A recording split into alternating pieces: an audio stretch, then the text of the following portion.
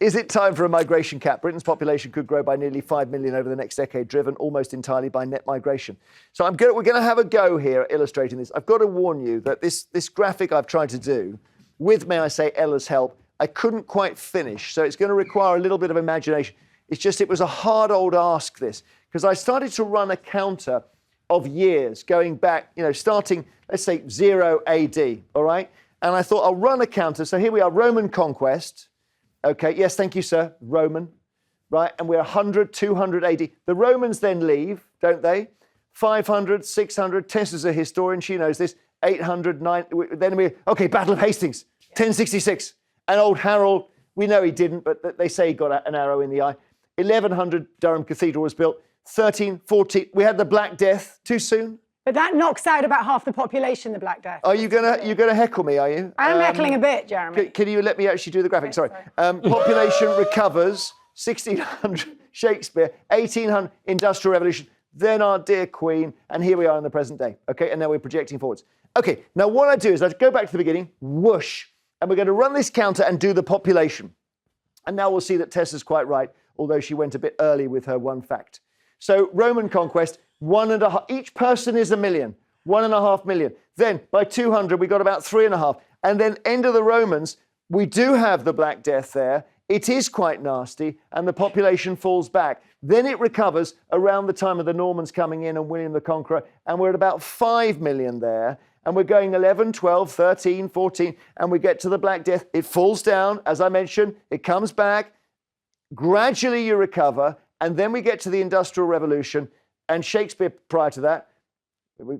Yeah, all right. Jumping around a bit. Can we just run it again? And then at this point, we sort of ran out of time to do the graphic. But basically, what you need now is you need 69 of these people. And I'm hoping that gives you a good, if we've got lots, but we haven't got enough. I'm hoping that gives you a good sense of the sheer number of people who are on this island now compared to 1,000 or 2. I know it's a long time ago, 2,000 years ago, but we only had 3 million people. Yeah. And you're absolutely right, Tessa. We went up to 5. The Black Death hit us. We didn't finish it because we couldn't find enough people. Yeah. We are rammed. And now they're saying we're going to go up to, what, 72 million? Mm. But maybe we can take it, Tim. Well, look, Tess and I fell out on this topic the last time we were on, so let's see what happens over the next few minutes. But for me, Jeremy, this is by far the biggest issue facing our country. Over the last sort of 10, 20 years, well, 30 years, the British government has again and again let more and more people into our country. Again and again, the British people have said, no, we want immigration control. Now, you may disagree, people may disagree with my views on immigration control, for example, but there's a democratic danger here because again and again, the British people are told something will happen at an election, they vote for it, they expect it, and the opposite happens. And we had a survey earlier this week with young people saying they're actually open to a dictatorship. And I think that's a real danger at the moment because when in the failure to control migration, this population explosion we're seeing, we're not just seeing a massive policy failure with, I think, consequences for house prices, for the whole way we live, for the nature of our culture in Britain. We are actually seeing a real potential erosion of faith in democracy.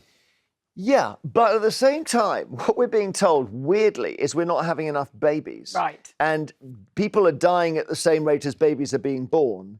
So without migration, we won't have enough workers to support our pensioners. So we may need the numbers. We may need one day, but before I think most people will think we've got 2 million people on sickness benefits. There's lots of people in Britain who aren't working properly. And so long as we have immigration coming in, we're not facing up to the fact we're not using our own people properly. Yeah, Barbara's in London. Barbara, basically, to cut a long story short, they say that the whole country is growing like topsy because of migration. Is that okay or not? No, it's not okay. And everybody always makes the case of there's a positive effect on the economy when we have more migration. But in fact, only 1 in 4 migrants are working and the rest are on benefits. So it's 1 in every family, basically. So they're actually taking... Can we verify that fact? Where did you get that statistic from, Barbara? Because it sounds wholly unlikely. No. It's from Alf Mehmet from Migration Watch, who's highly respected. Okay, all right. Yep, I've interviewed him. Alf, is it? Alf, yeah. Alp Mehmet. Alp, okay. Well, Alp. He's a good guy. Yeah. yeah, okay. So, Yeah, he's good. but we still need to get around this problem, and it's this is caused by us living to be 91, basically. So Yeah, sure. the idea that as we get above 65, 70, we need to be looked after rather than looking after ourselves. And therefore people need to be working, and at least working and paying taxes. And you don't think they're paying Sure. enough taxes, migrants, Barbara? No, because they're generally low-skilled migrants on lower wages, so they're not paying as much tax anyway. And as I say, the figures are 22% are working. The other fact is, also there's another statistic that in 40 years' time, white British are going to make up only 50% of the population. Well, does that So, make I thought we'd got over worrying about the colour of people's skin. I thought that really was yesterday's debate.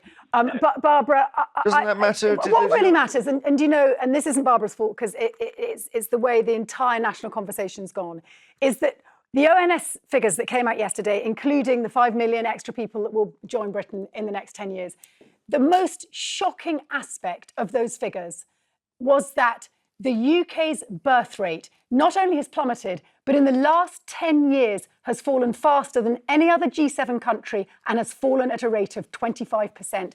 That our childbearing generation have so little faith in their future and their country, they are not procreating. That is what I'm worried about. I'm less worried about people coming into this country to plug labour gaps because we are simply not Tim, reproducing you sufficient agree or numbers not? of human beings. I don't agree with that for the reasons I've already It's stated. not whether you agree or not, it's a fact. Well, Our birth rates have plummeted. Well, that's a fact, but I've also said, the way we meet that problem doesn't have to be through migration. It could be reskilling our own people and getting them off benefits. Let me But just read- can I respond? Just before you do, I will. I'm just going to be really clear about what we're discussing statistically here.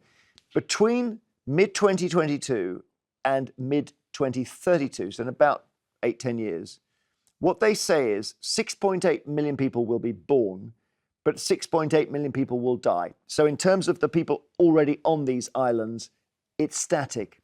However, 10 million will come into the country, 5 million will leave the country. So you're looking at net 5 million arriving. So 5 million in 8 years is a hell of a lot. Yeah. And that's if we believe the official statistics. We do not count the people who come into this country in any proper way. The surveys that the official statistics organisations they use surveys. Yeah. So they used to do things like count the number of toilet flushes in London because it was a sort of way of understanding how they've stopped doing that. That sounds like a good way of doing it. Why have they stopped doing that? Is because actually I think they're frightened to know actually the scale of illegal immigration, uncounted immigration to the country, I think is beyond... We only have one more minute on this, so let's get Stephen in Cheshire. Hi, Stephen.